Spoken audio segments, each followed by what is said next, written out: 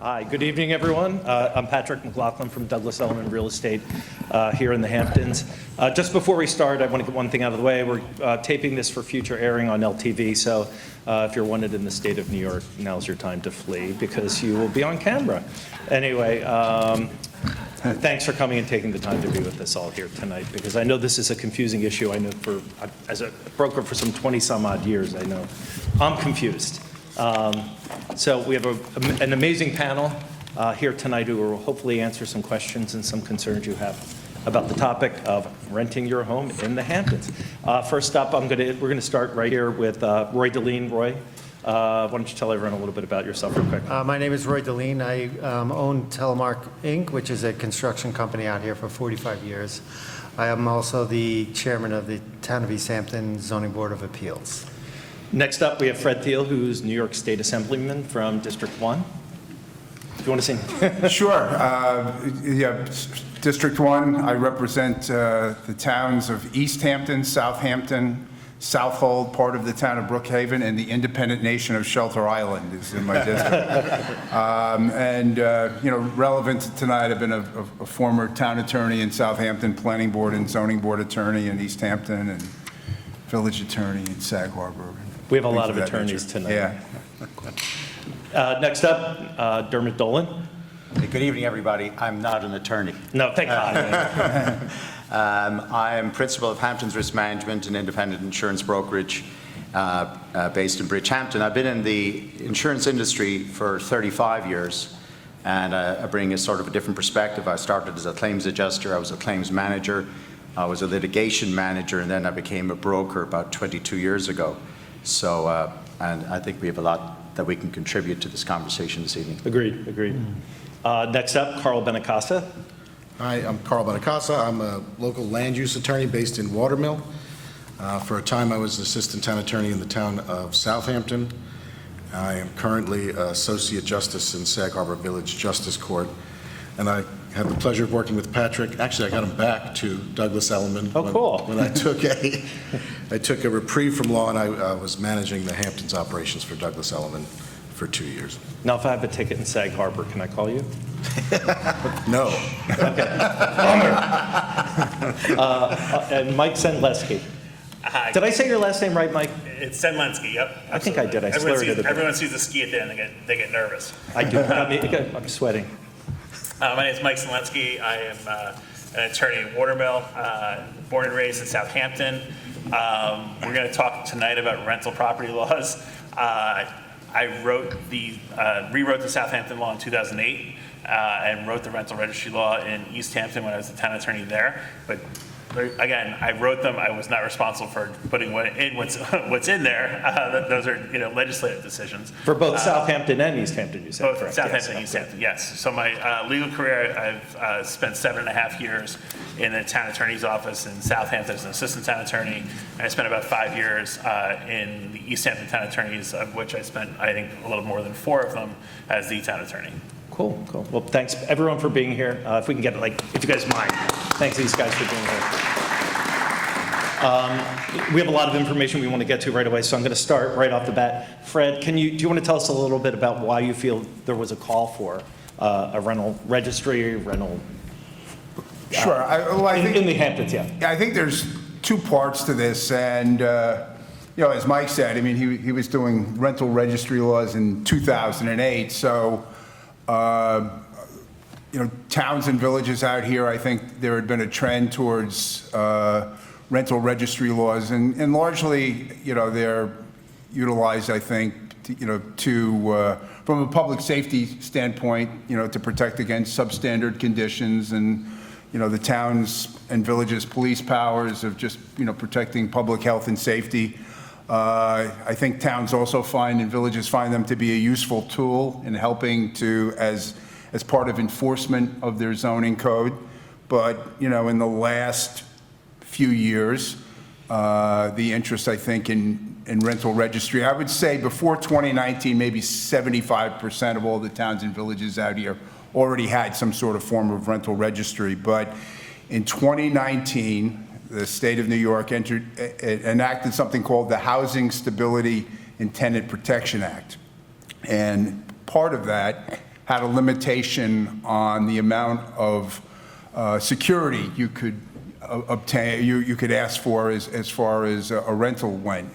Clearly, the law was focused and the intent was to deal with year-round housing, permanent housing, but because there were no express exemptions for seasonal housing, there was the fear that that provision could be used in the case of seasonal housing. And of course, it's been the practice here for a long time for people to get their money up front with regard to seasonal rentals, and there was the fear that this law in 2019 would preclude that. So we sought an exemption from that for seasonal housing, and one of the conditions that was imposed, in exchange for getting an exemption for seasonal housing was that the seasonal rental had to be registered. The community, the town or village had to have a registry, and that it had to be registered. So I think after that, there was a call really because many people want to be able to take advantage of getting their money up front, that most towns and villages, if not all of them now on the East End, I believe, have some form of rental registry. Or permitting rental registry or rental. Permit registry. Yeah. Registering, yeah. So, a lot of people, I think, feel a little bit overwhelmed by the process. Is there anything we can, just sort of to say to the audience, like, hey, relax, most of this, well, we do have brochures here, if anyone wants them, and they're little guidelines, so make sure you take one before you leave this evening. But is there anything you want to say to people who feel overwhelmed by the process? Well, first, each town and village, their rental registries are different. Right. Some just register seasonal rentals, some are year-round, some have more regulations and conditions than others, but it is a registration requirement. It's largely a paperwork requirement. I'd probably defer to those that are practicing and doing that more now as to how they handle it, but each town and village is there and with their requirements. And I think the confusing part is if you're in the village of Southampton, it's different than the town of Southampton and all of those things. So I think, I don't think the process is particularly cumbersome. You don't have to go through a public hearing. It's not like going to the zoning board or the planning board. It's a permit or registration. But I think the confusing part is every local government, and we have a lot of them, towns and villages, have slightly different requirements. So what the rules are in one place are different than what the rules are in another. And maybe Carl can speak to that, or Mike can speak to that a little bit. I Or can speak. any of you can East speak to Hampton, that. I'm pretty familiar, but Carl, Yeah. go ahead. Sure. I mean, as Fred said, the most important thing is first to know where you live, and it's amazing how many people don't know where they live as far as what their municipality is. Most, in response to the changes to the Tenant Protection Act, instituted a registry, which is a far less burdensome process. And I know Roy can speak to that, and Mike can certainly speak to that. Then a permit. Then a permit. Okay. The town of Southampton, if you're outside the villages, they require a permit. And that's quite a process. There's an inspection involved, Right. and they need floor plans, they need a list of tenants and all that. And then there's a time delay between when you apply, when it's inspected, and when they ultimately issue the permit. And that can get troublesome for people that are looking to rent in the short term.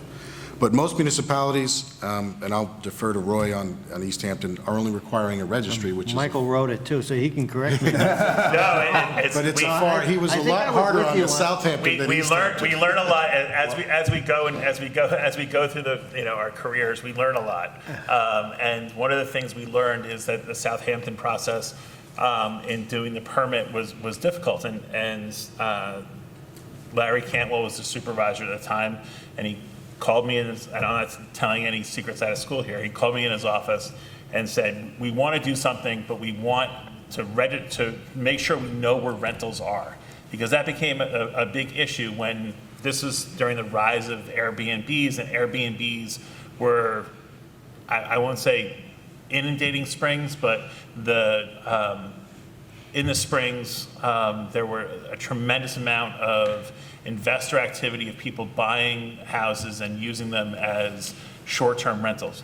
East Hampton's As well as share houses. That was a big issue right. too. And look, and if we go way back in history, that all of these regulations, started from the share houses that existed in the 70s and 80s. Southampton adopted their first, what was known as a seasonal rental law, in response to the share houses that were popping up in East Quogue, Hampton Bay, Shinnecock Hills, and were, fueling a lot of, a lot of issues with quality of life in neighborhoods and things like that. So the Southampton town rental properties law was done as a permit.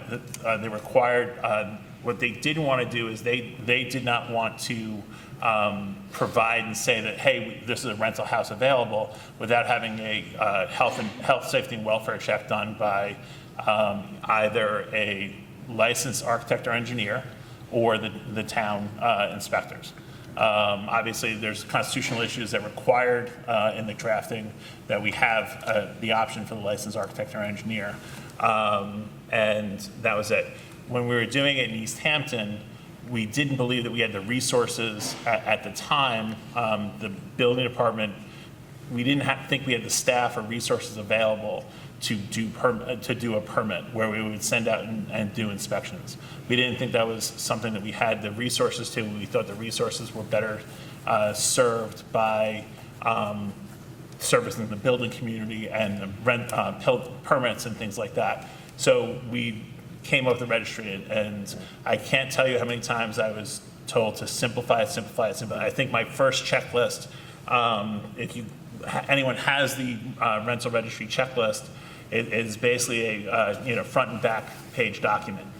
I can't tell you, I think that first document when I first drafted it was probably 6 pages long, right. And I did a lot of up and down the stairs to the supervisor's office until we finally got it down to a front and back page. And we wanted to have the proper information, the most serious health, safety, and welfare issues that were put on there for the homeowner to either inspect themselves or have someone on their staff do, or to bring it down and simplify it as much as possible. Now, there are villages, there are towns. Who takes precedence? Does a village take precedence over a town? Yes. So if you're in the village, you go through the village process. If you're in the town outside the village, you go through the town process. And then you have Sag Harbor, which is half. If you're in Sag Harbor, you go through the Sag Harbor Go to Sag Village. Harbor Village, it doesn't matter if you're in East Hampton or And Southampton. Sag Harbor Village just adopt. And the village can adopt the town's process, no? They, by their own local law. So Right, by their own Sag local law. Harbor just added a rental registry Right. in the past few months. It's very, very similar to the East Hampton code. And what about Sagaponack Village? Sagaponack Village has always had they've always had a seasonal rental. Right. So if you rent your house for any period, I think it's between May 15th and October 15th, Right. you have to make a filing with the building department for a rental permit through them. So what sort of penalties are people facing if they don't comply with these registries?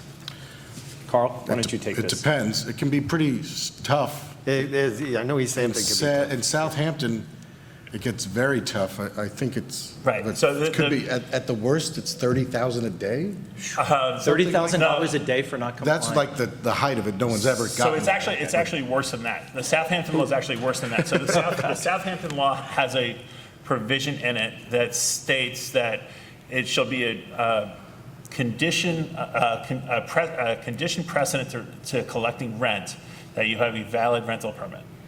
This Second Department Court of Appeals for which governs our area, Long Island, has said that means that a tenant under certain circumstances, there's a lot of nuance here, but I'm just going to flat out. They ordered the landlord to pay the rent paid by a tenant to the landlord back for the entire time that they had occupied the house, which I think was over 2 seasons. It was in hundreds of thousands of dollars. Because the court found that the statute was designed to be a consumer protection statute, and therefore, when a landlord came to keep the rent, they had unclean hands, and they interpreted that portion of the code as meaning that the landlord could not keep and could not hold the rent, and they ordered them to pay all of the rent back, even though the tenant had the use and occupancy of the premises that entire time. There's a rumor going around, or perhaps it's a fact, that if, for example, the funds are commingled in a security deposit, that a landlord could likely have to return the entire rental fee. Is that true? Carl? Well, I mean, it would be violative of the law. I don't know if, and I guess the penalty would be assessed based on a cause of action based, for that. But Okay. that option would be available, sure. Right. Normally what that statute, that's all part of the new Tenant Protection Act that came through. And it's not really as much the rent as it is if you commingle the funds or fail to repay the funds within the 14 days after the lease ends, you're required to pay back the security deposit, even if you had deductions that were done. You still would have the right, some of the case law, and part of this is so new that the tests of these things have not gone through the courts to give us guidance on how they're going to operate. But that you have to return the security deposit. You still would have the right to sue for any damages to the home or unpaid utility bills and things like that. But you have to return the money and then sue and try to get the money back. And obviously, going back to your original comments, anything that you have at the beginning, that you can get the money up front, you're always in that better position. Dermot, I'm going to throw this over to you because insurance is another thing that homeowners probably don't think about when they decide to rent their houses. So do you want to address that a little bit? And when you start speaking about, fines that could be 30,000 or per day and that, there's an even greater, in my opinion, there's an even greater financial risk to those who are either renting or contemplating renting. When I hear a conversation about the differences between the municipalities and how they deal with this particular topic, in where I live, in my world of different insurance companies, and there are fewer and fewer each year who want to do business out here in the East End, they each have their own perspective with regard to renting your home, either short-term rental of your primary or short-term rental or rentals of your secondary homes.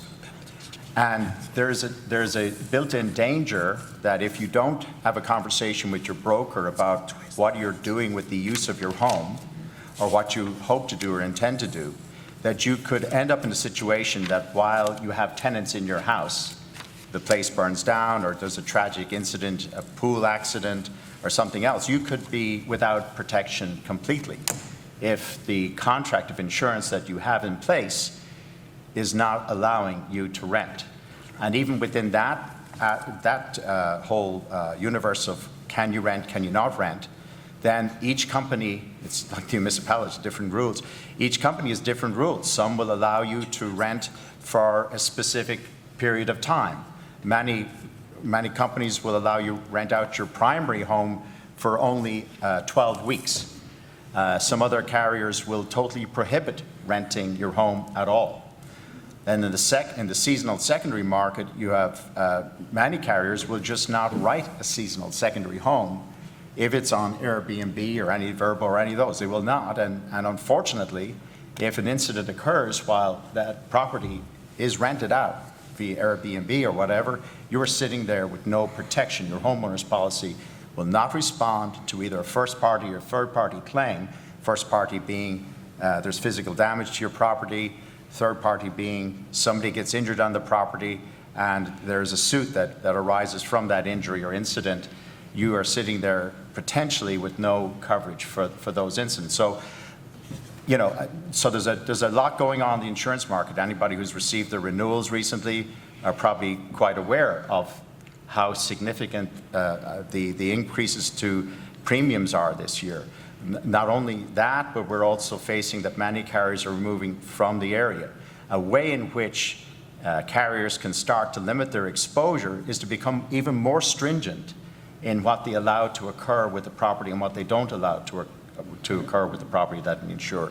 So, being upfront, your broker, for my clients. Insurance broker, not real estate insurance broker is always your advocate. I mean, that's our legal obligation. Our first obligation is to our clients. So they're always going to be on your side in terms of advising. But however, if they don't know what you're either doing with your property or what you intend or plan to do with your property, we really can't give you the advice you need. And there's a significant jeopardy that if you are not forthright or not completely forthcoming with what your plans are or what you are doing with your property, you could be endangering. And listen, insurance is expensive enough.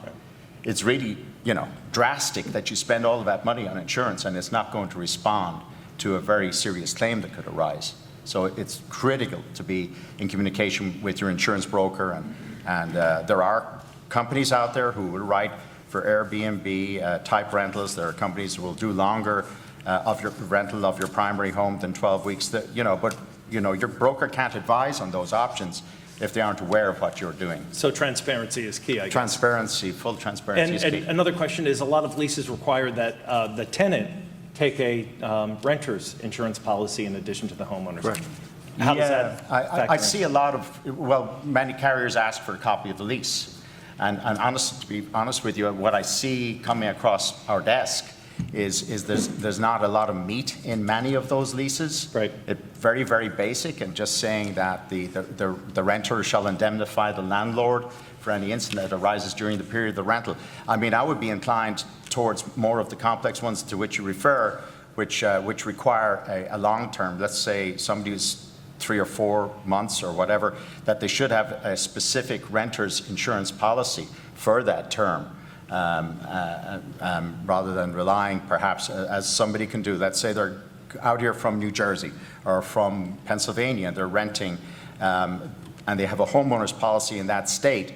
They can get a certificate of insurance naming your homeowner here as an additional named insured for that period of rental. Certainly they can do that. But it would probably, for those longer term rentals, it would be more effective, I think, to include a requisite, the requirement in the lease agreement that they obtain separate renter's insurance, and that they name the property owner as an additional named insured. So there's no argument about, providing a defense or paying if something were to occur.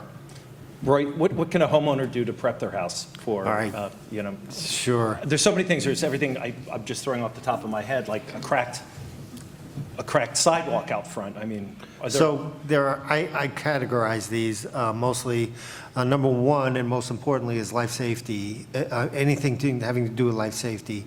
There are, you're making sure that your smoke detectors and carbon monoxide detectors up to present code.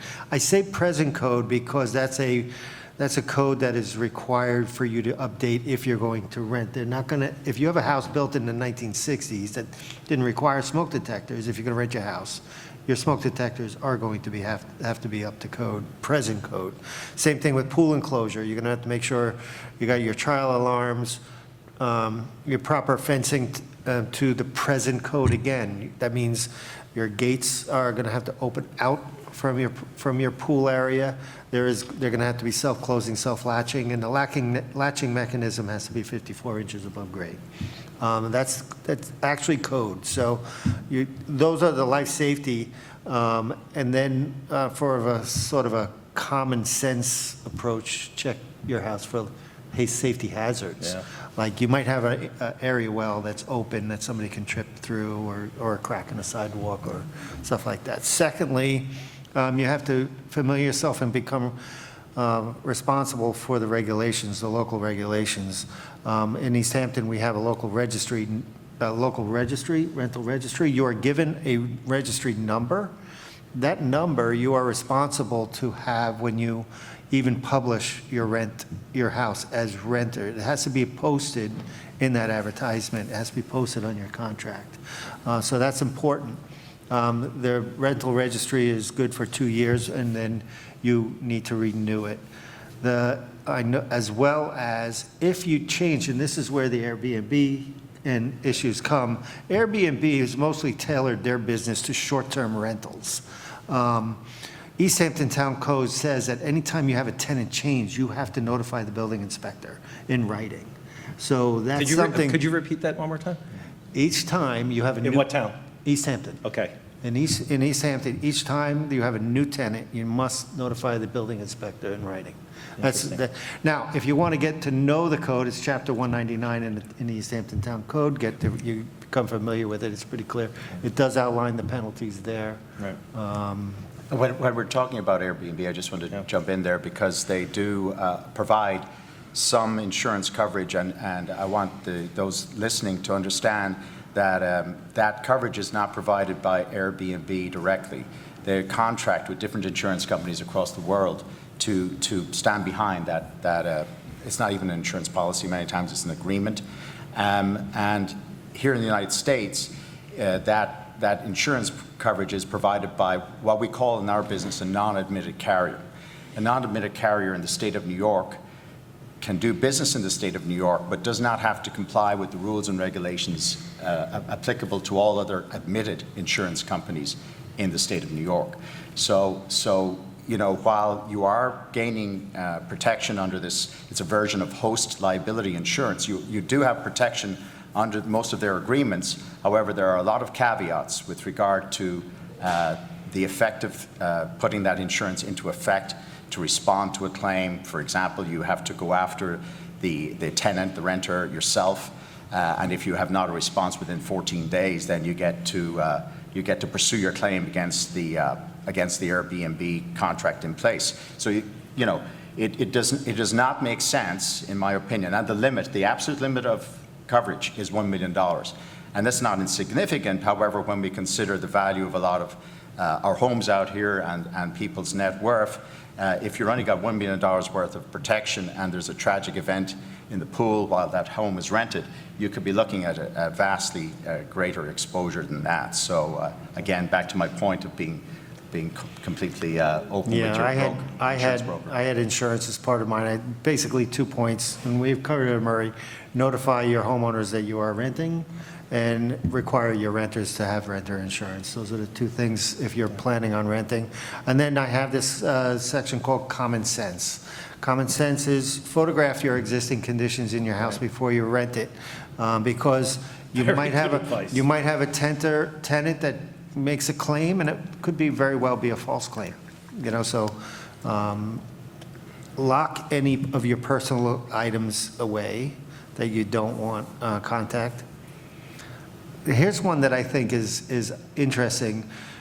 If you have a tenant in your home, you should require them to have cleaning services in your home. Town of East Hampton actually requires you to have trash pickup as part of your rental agreement. So I like to try to have your own cleaning person do contract with the tenant, because your cleaning person is going to notify you if there's any strange things going on in that home while you're renting. Very true. So it's just one of those smart common sense things to do. Yeah. Believe me, that comes in handy for a lot of landlords. Yeah. Fred, what is the talk around town with when it comes to Airbnb and VRBO and HomeAway and all these other websites and apps? I think it depends on where you stand in town hall. I think, first and foremost, every town and village has a zoning code, and how they treat Airbnbs is really, it's a land use.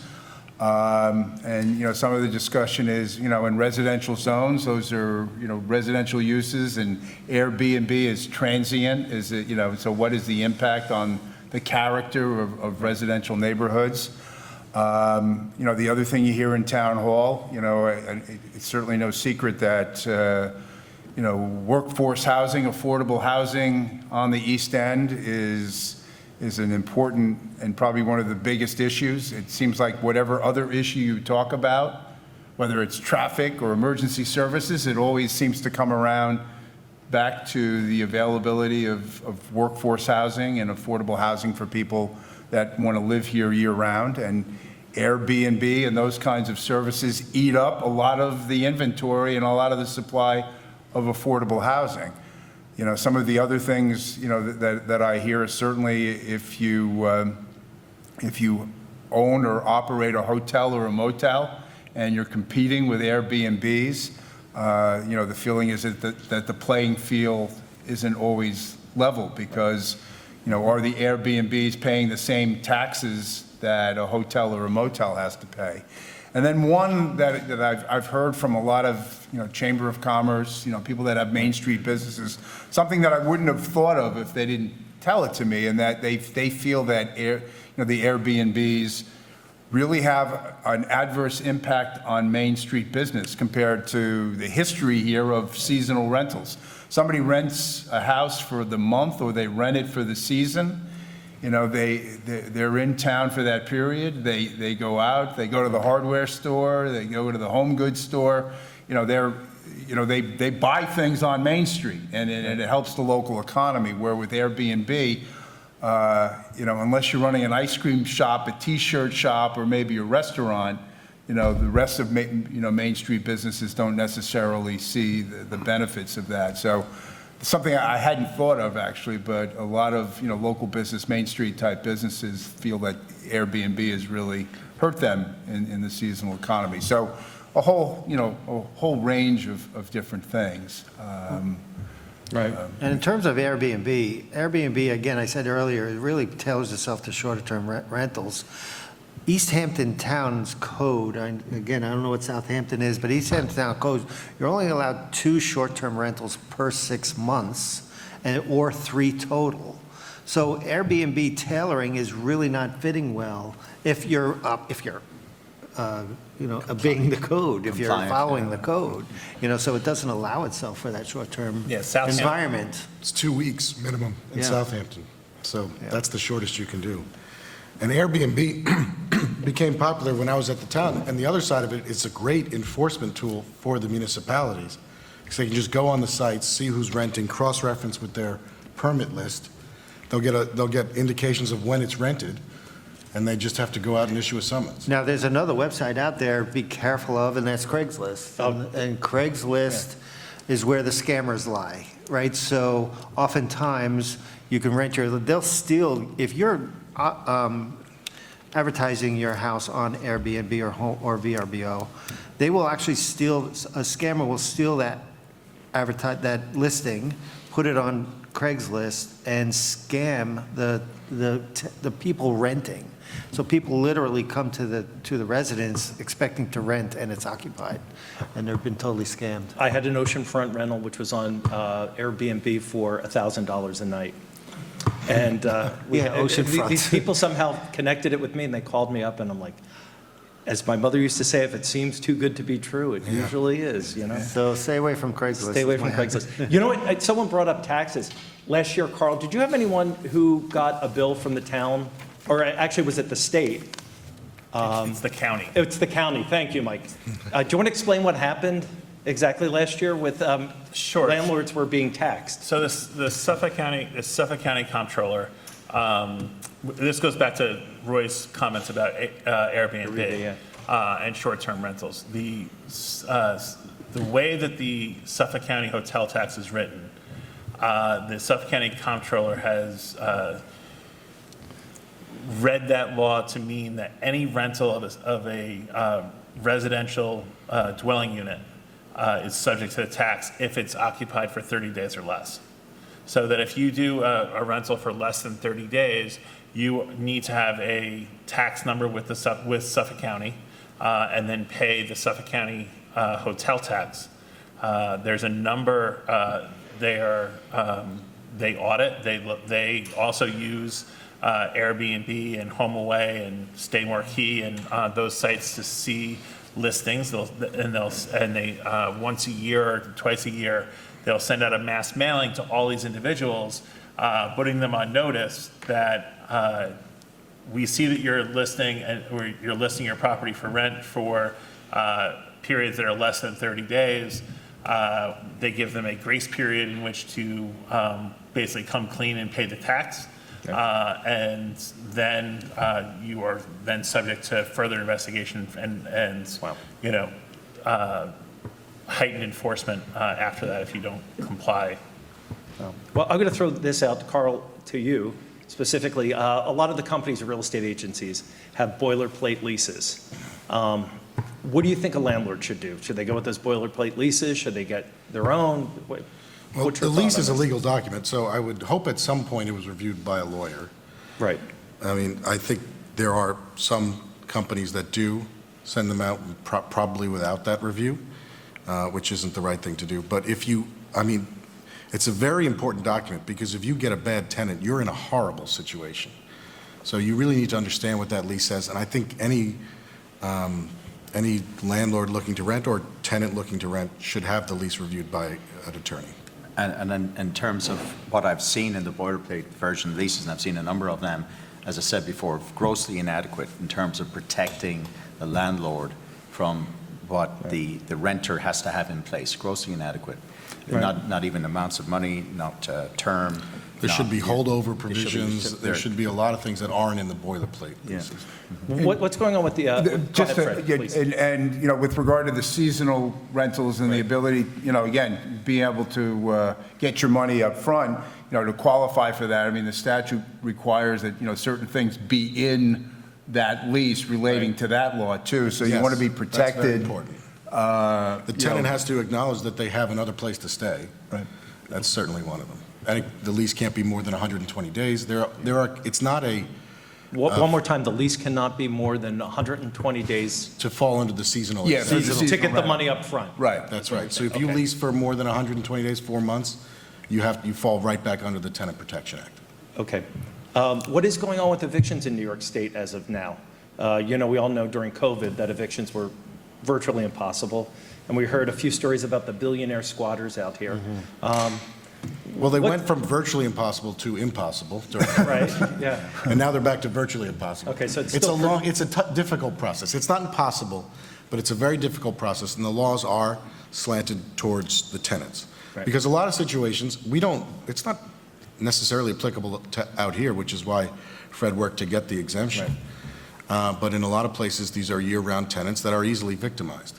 But again, we fall under the gamut, that general law. So the laws are tilted to benefit the tenant, and evictions are not easy. They're not easy. Who should be their first phone call if they have a squatter or a tenant they're trying to evict? Their lawyer, Lawyer? yeah. Cool. And there's a big difference between squatter, and tenant holdover. So if you have a squatter, someone, you know, like Roy has said, someone who shows up on your property, maybe from a Craigslist scam or something like that, and just moves into your house, there's a whole host of things. Yes, you should definitely call your attorney first, but you should also call the police, because when that person moves into your property, they're not there, you know, by your invitation. Right.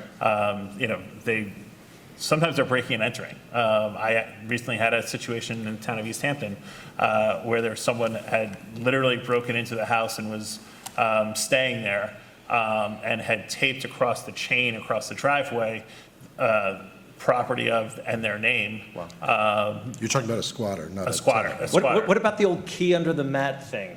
Does that make things a bit more complicated if a squatter comes in and takes the key? I don't think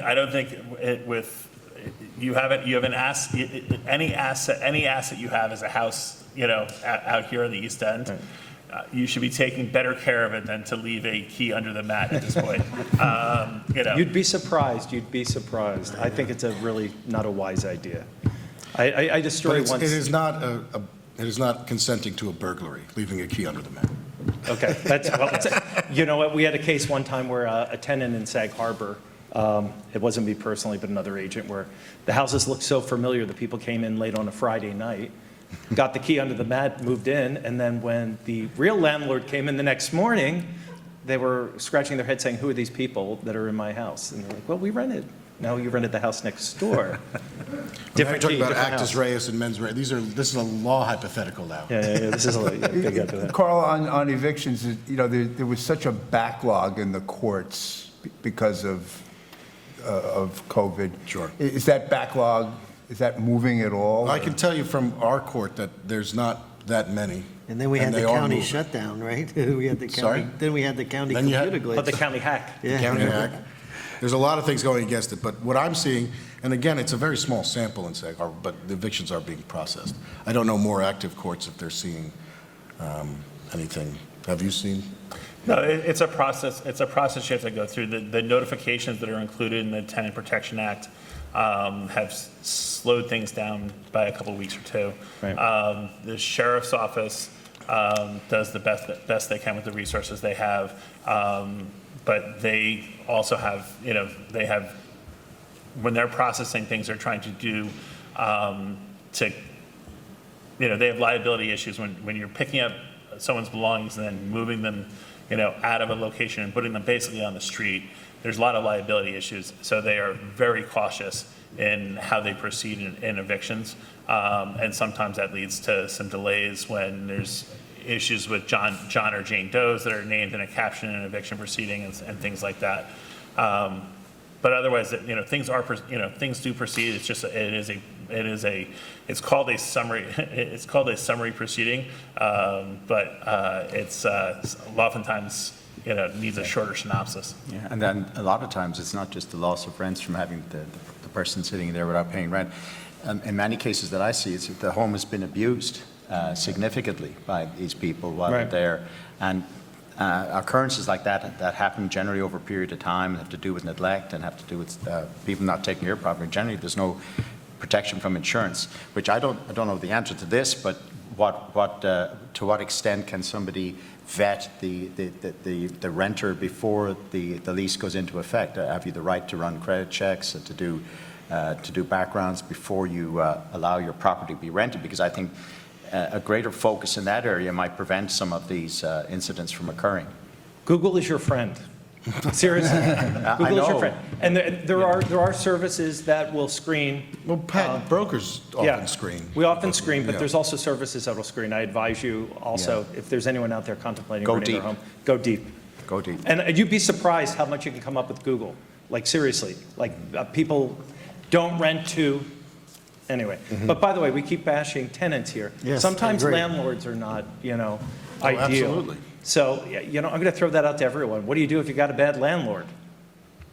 Well, you have options if you have a bad landlord. If the house is uninhabitable, or you can How withhold. about, like, recently, people with COVID, Carl, sorry, my apologies for interrupting, but they were doing FaceTiming, and they were renting houses based on FaceTiming. And they get there and they discover it's dirty, paint's chipping off the walls. I mean, what recourse do people have, the tenants? Well, again, that's why that lease document is so important. Right. The lease document will outline minimum standards for the lease that could be greater than basic habitability protections in the law. So if you get there and it's not what you bargained for in that lease, then the landlord hasn't performed. Is that easy to prove or hard to prove if you take it to court? It depends what kind of evidence you have. I mean, if it's dramatic, it's easy to prove. I'm out of questions right now. I would just suggest, in that situation, I would always suggest, both from a landlord's perspective and a tenant's perspective, that any sight unseen lease is fraught with problems. That is just going to lead to problems. It's not, as good as technology is, and this goes for both, if you're coming from the tenant side or from the landlord side.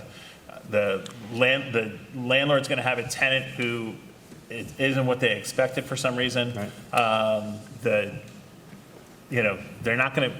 No one's going to end up happy in that situation, in my experience. And I would also say from the insurance perspective, what I suggested earlier in terms of the renter having their own renter's insurance, it actually protects them also significantly, because they're buying coverage for their personal property, and they're buying their own liability coverage, so they're less dependent upon the situation with the landlord, and they have a lot of protections built in there. Whereas if they didn't have a specific renter's insurance policy for the term of their lease, they may be dependent on the provisions of their regular homeowner policy from wherever they live, which will only give them 10% of the amount of contents coverage that they have on that policy while they're temporarily residing somewhere else. So there's a lot of benefits. And a renter's policy is, compared to what people are spending for a period of tenancy, a renter's policy could be bought for under $400 or $500. It's not something that people should be chincing on, But it's there. That's a question for you, because it comes up a lot in these leases, that there's requirements, the landlord puts requirements that the tenant get insurance coverage that protects the home. And I've always thought you couldn't get insurance coverage in something you didn't have an interest That you don't have an insurable Yeah. interest in. Yeah. You do have care, custody, and control of that property for the period of the lease, and your negligent act or omission could result in damages to the property, and that would be where the liability protection under the renter's insurance that you've purchased as the renter would respond to that situation. So the liability would essentially convert to like a, Property damage Property damage, liability, got it. correct. Understood. It would be part of the coverages on a renter's policy. all right, cool. I don't want to bore anyone anymore, but, going on too late because I know people want to go have dinner and people want to go home to their families. But I am going to open it up for a few questions if you gentlemen are game. Sure. We can't Do see we have- anybody. we can't see anyone. I suggest you come up here in the light and then we can ask some Let me questions. see you. I think we covered a lot today, so thank you. Hi, I'm a homeowner out in Southampton, and I reside over a piece of water, and I have a dock. And I've been approached to rent my dock. I no longer own a boat, and the dock can handle a 22-footer, and I have chosen not to rent that dock, although people keep knocking in my emails. And there must be, and I've been advised by my attorney, who I trust impeccably, not to rent it. But it's an opportunity. It's income. And it's available, and there's a good limit. one. There's a limit. That's a good one. It's a good one. I don't know that you can rent a dock. Right. I believe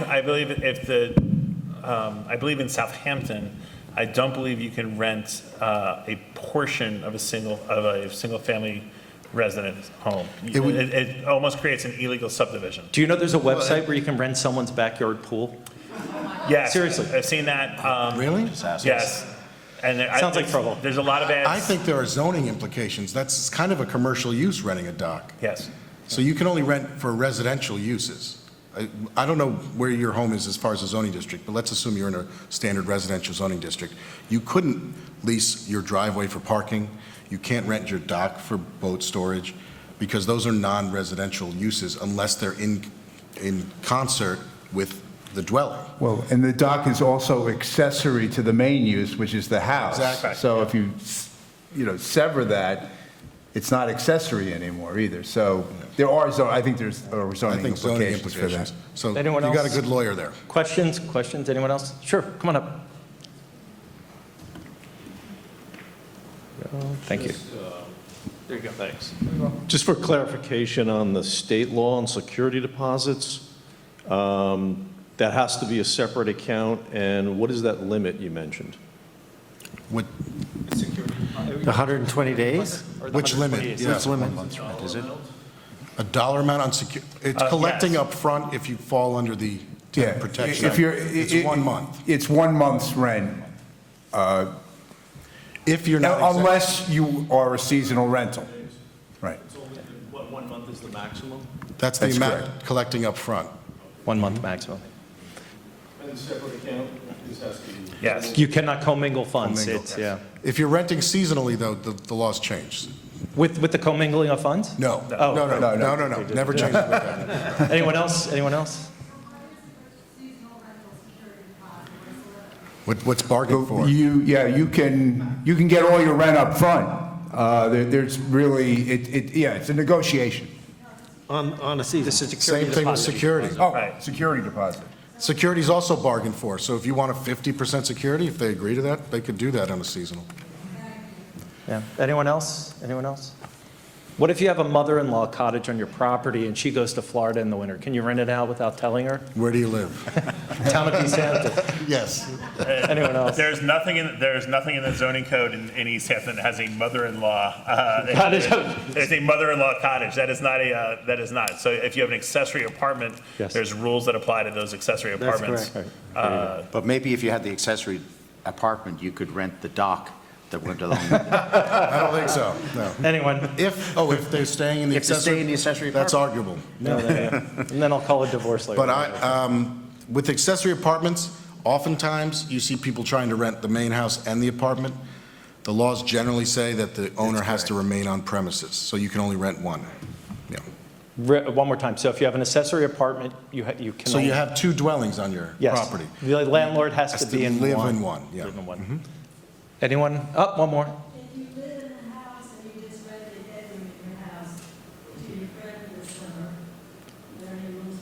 Can you rent a bedroom to a friend in your house? A rumor. Yeah, so if you go all the way back, if you've seen some John Wayne movies and stuff where they had the old boarding houses and things like that, New York state law still has basically a boarding house exemption. So you can rent up to 2 bedrooms in your house that you can have basically 2 roommates that have up to 2 bedrooms in the house that you can rent on that basis. Is there special permitting involved with that? It's actually one of the exemptions. It's actually one of the exemptions from the rental permit laws. Okay, cool.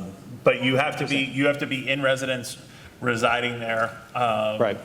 And they have to have full access to they can't just have, one area, they have to have access to the house. And they can't have their own cooking facilities in their room and things like that. Obviously, all the health, safety, welfare rules still that apply through the Fire Prevention and Building Code still apply. Okay, cool. Anyone, one more? Do you want to come? I'm just curious, if you have in your lease that the renter should have rental insurance for himself, is it a requirement? I mean, what if they don't? It is not a requirement. It is not a requirement, no. It is a suggestion. Well, if it's in the lease, it's a if it contractual were- obligation. If it were in the lease, yeah. If it's in the lease, yes, they'll have to, I mean, you, as the landlord, you can demand, show the binder. And I would add to that not only have the renter's insurance, but to name the property owner as an additional named insured under that renter's insurance policy. But Dermot's right, if the lease is silent, it's not required. So that's why, again, it's important to have your It has lease. to do with the wording in the lease, whether it's worded as a suggestion or whether it's worded as a requirement. Yeah, generally, if it's in the lease, it's going to be a requirement. Right. Yeah. And I would tell you, I'd be hard pressed to hand over as the landlord, to hand over those keys to the tenancy before you got that. It should be, I need the rent and the insurance binder, and then I give you the keys. And it's not that, you could also have a situation where the renter gets a certificate of insurance from their insurer of their primary home that also does the same thing in effect, that it names the tenant, the landlord, of the property they are renting as an additional named insured on that homeowner's policy with regard to the short-term rental that they're entering into. Okay, so you can do it in that manner. I don't think it's as effective. It's not providing as much coverage to either party, but it does provide some coverage. And again, that would be documented with a certificate of insurance that specifically names the landlord as an additional named insured under that homeowner contract that your tenant has from their primary home. Okay, as the landlord, I always do an RTO, a rent to other, with my insurance company. I've done it for 10 years. Do I have to put the tenant's name on that? Or is that a good enough coverage for? I would think that the more specific that you could be, and again, as I said, like in the part I was speaking of, that there are specific rules or contractual obligations depending on which insurance carrier your coverage is with. So it's critical to go back to your broker and see what would be the most effective method to use with regard to the particular carrier you have, given the conditions of the policy that you have in place. I might give some advice too, if you're renting, to a tenant, have a little cheat sheet available for them, where you might have your password for their Wi-Fi and what. But how about putting on there some of the local regulations like noise ordinances, Good point. Really good point. beach permits and stuff like that. All that you could be on a little cheat sheet, and then put some recommended restaurants and make it fun for them. Make it friendly, but have a cheat sheet for them as they arrive into the house. We always have a rental booklet that we give the renter, and it has all that information. Yeah. Right. And they find it incredibly useful. Yep. Even down to CVS and nice restaurants and good beaches they can go to. I think we have one final question, then we're going to wrap it up.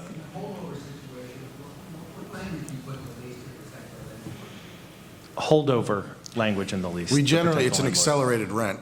So basically, you would say, a lot of, is most important when you have these off-season rentals that could theoretically bleed into your prime season, because now you're renting it at a reduced rate, and if they stay, they're paying reduced rate during the time when you should be making your most rent. So you generally accelerate, saying if tenant remains in possession, and you cover yourself by saying this is not a consent to remain in possession, but in the event they do, rent will be assessed at this much per day. And it's usually exorbitant, $5,000 a day, depending on what your lease is, something like that. And it's key to add in that provision that it's a that holdover provision and that holdover rent is a bargain for at that rate, and both sides recognize that it could equate or may not equate to actual market, but it is a bargain for accelerated rate on a holdover. Yeah, so the tenant acknowledges that rent is higher in that prime season, and as a result, the holdover is more.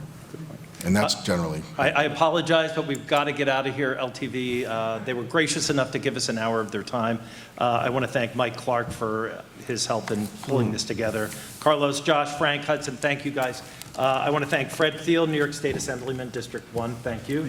I want to thank Carl Benacasa, land use attorney, also great local attorney if you need one. Dermot Dolan, insurance man extraordinaire. Roy Delene, also from Telemark Incorporated, great contractors and chair of Town of East Hampton zoning. And Mike Seninsky, who works with Carl, former East Hampton town attorney, now in private practice in Watermill. Thank you everyone for coming. I do want to say there are handouts. Take them. They're really informative about making sure you get the right permits and applications to become a landlord. Thanks. Have a great night, everyone. Okay.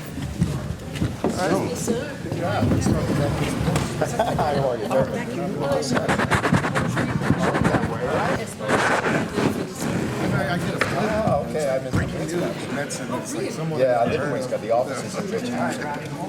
And it that time still. What's that? Hey, what are you guys short for? You guys got my office number. And where are you heading from here? London. I am, yeah. I have a brother who lived in Maine for many years. One brother did pharmacy in Brighton, and another brother was in Thiele. Another brother in Aberdeen at one point. All over the place. Obviously an Irish family of 7. I do. This is see you again. It's a pleasure to meet you. Yeah, give me a bottle. Nice to see you. Sorry to interrupt. Pardon, You five sexy guys up here. Someone had to say, come on.